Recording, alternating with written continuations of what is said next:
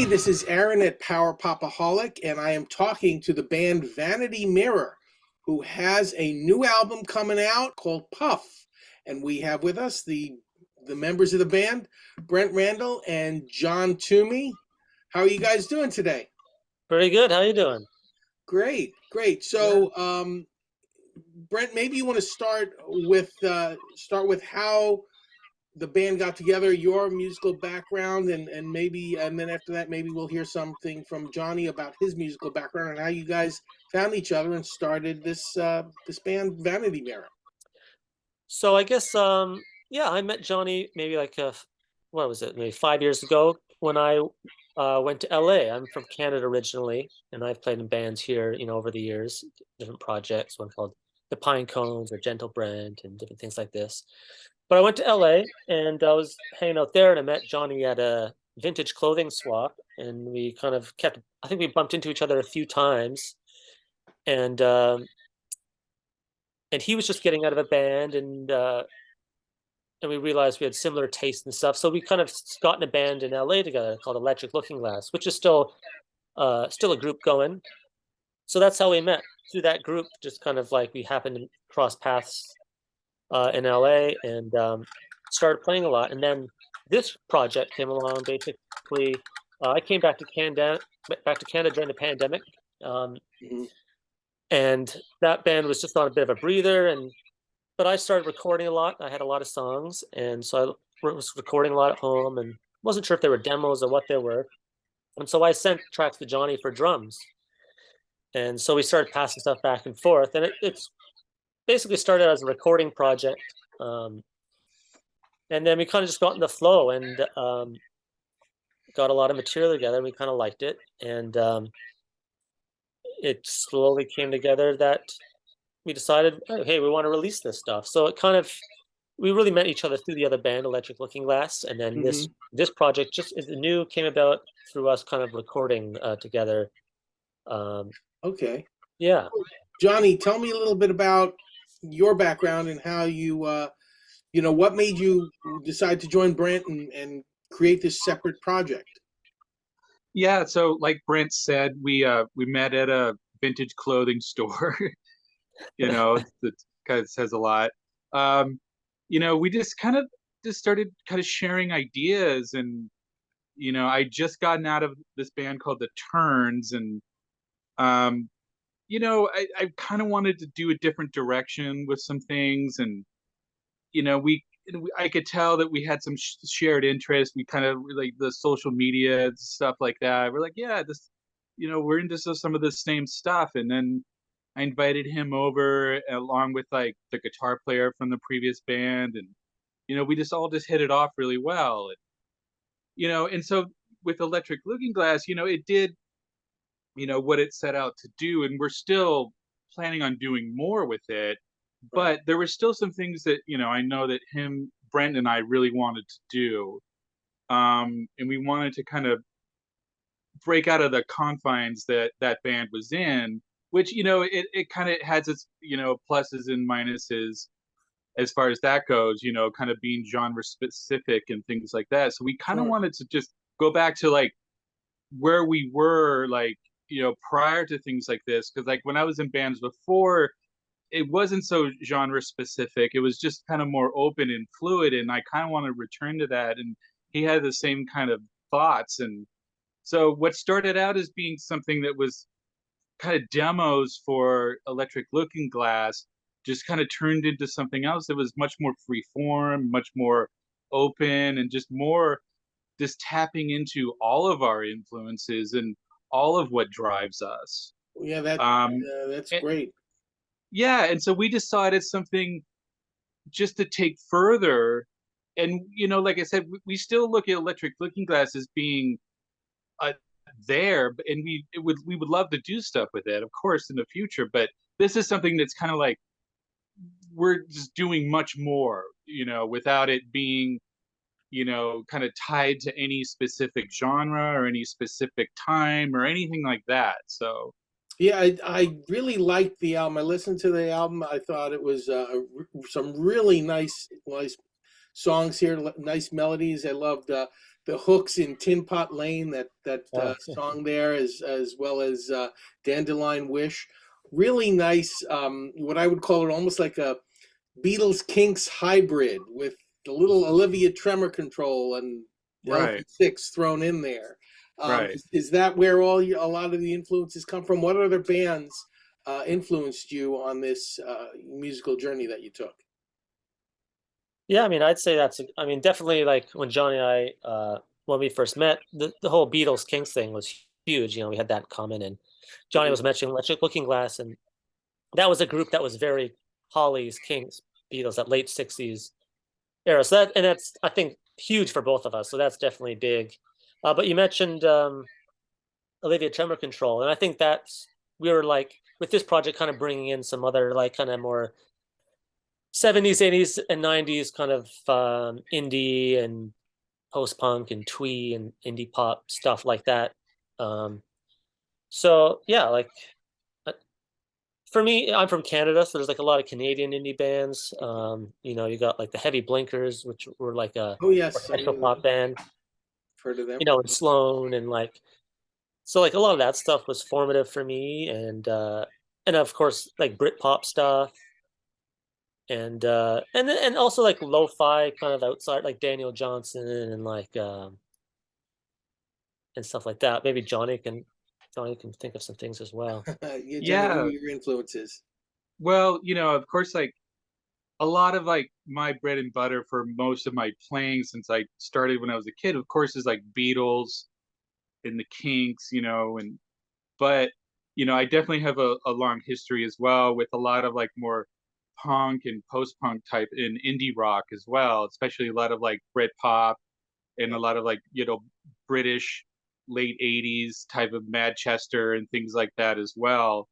um but that was the other kind of drive with this was something like television personalities and Hmm. just having that, maybe that's not so clear as an influence, but it's definitely just as important as the ones that are kind of more obvious because Right. it's what they kind of convey, especially out of like their first album, which was something that was very pivotal to me when I was in my early 20s and when I first heard that. It was an album that just conveyed so much and but sonically was so minimal, there was so much, it was so dense in what it was like projecting, and what it was projecting was this kind of like outsider art.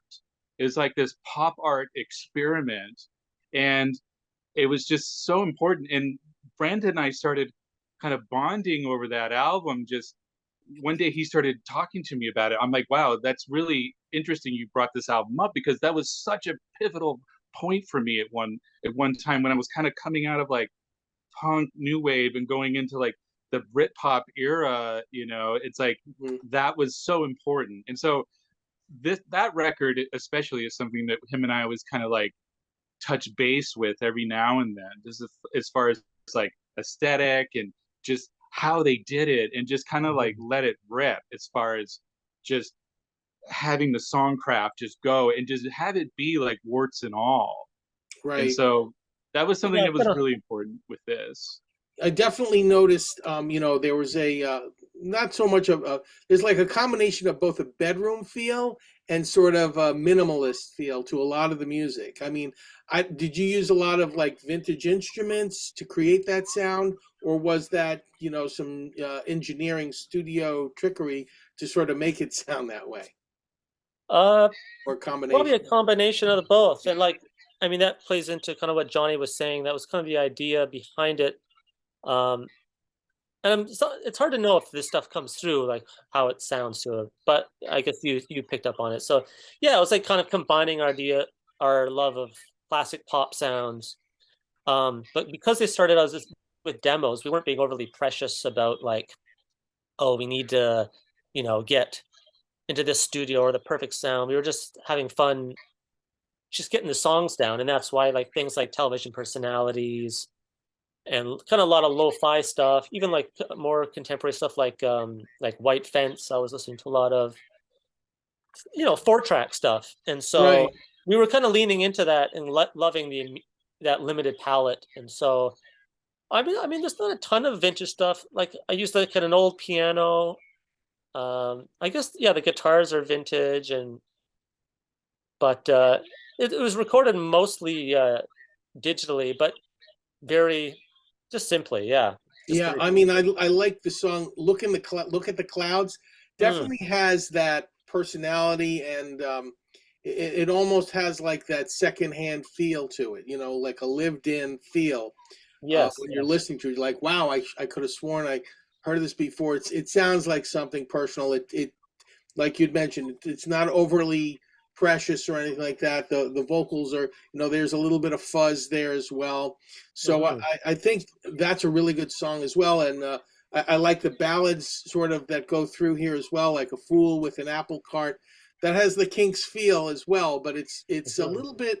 It just sort of starts out that way, but it kind of changes as you go from one chorus to the next. It's sort of, um, it seems to be a personal statement. Were any of these songs sort of like written to be personal statements about anything in particular that you're thinking, or they're just kind of like, I just made up some lyrics to go with this song?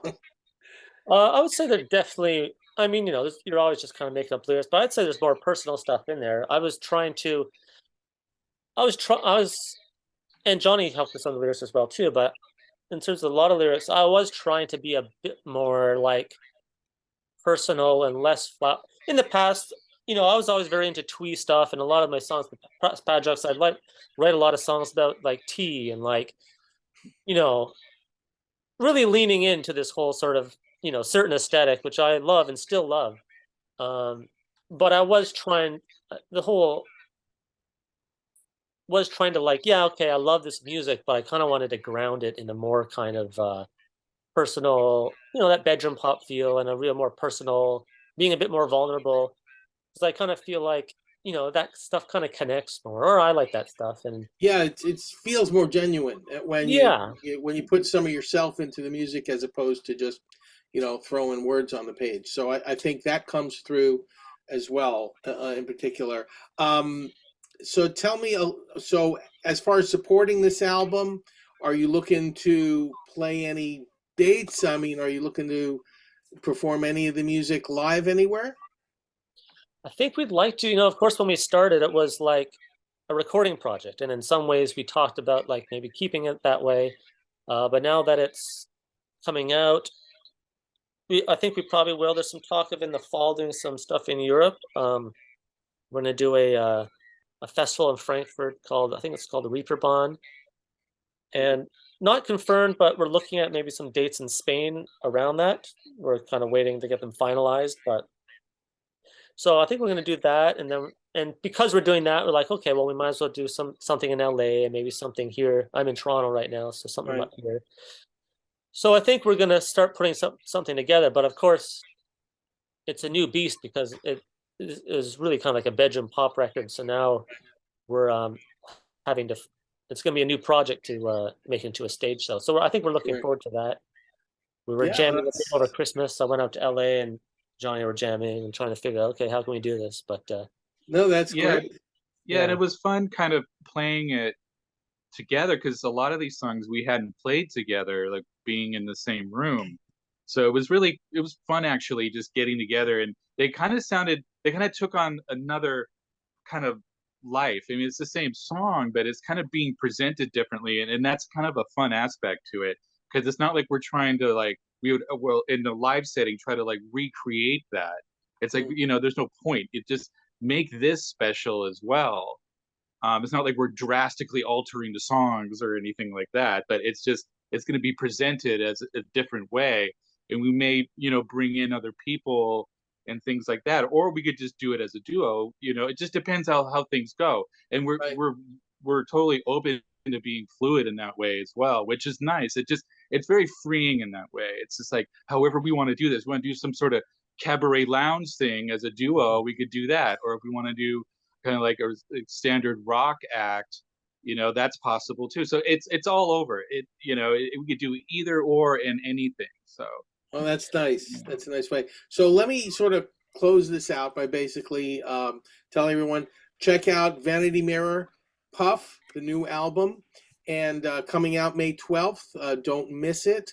And just as you know, to close things off, is there any contemporary bands that you listen to now that you admire? Brent, you Uh, can go first. yeah, absolutely. I've been listening to a lot of contemporary music lately, actually, and I've been really into Mo Trooper. I don't know if you know this guy, Mo Yep, Trooper. Mo Troper. We've reviewed him quite a Trooper. bit. Oh, so good. I've been really into that. I've been into I'll think of some others if Johnny, if you want to say anything. Oh yeah, I mean, like here, there's like new bands like Billy Tibble's band. Really love them a lot. It's kind of like a glam meets power pop, kind of Yep. like Brett Smiley meets Only One style, which I love a lot. And then also new UK bands like Yard Act and Pastel. There's like a new Manchester band kind of writing the kind of Britpop vibe. Just really there's some really good things that are out there right now. Yeah, I tend to agree. There's a lot of great new bands coming out. I mean, ever since sort of COVID ended, there's been sort of like this big wave of, Right. art that just has been coming out because people were sitting at home doing Being songwriting for a creative, whole yeah. year, and then basically whoosh, it all comes out the Yep. following year, and we're still into that wave. I'm Right. seeing more music now than I did, 3 years ago for sure, Oh coming out yeah, of bands. Um, completely. Yeah, you can yeah, really feel it right now. I feel like every week there's just like so many releases. I'm just like, wow, wow. absolutely. Well, I wanted to thank you for this time, and I appreciate the interview. And we look forward to, if you have any live dates in New York, let me know.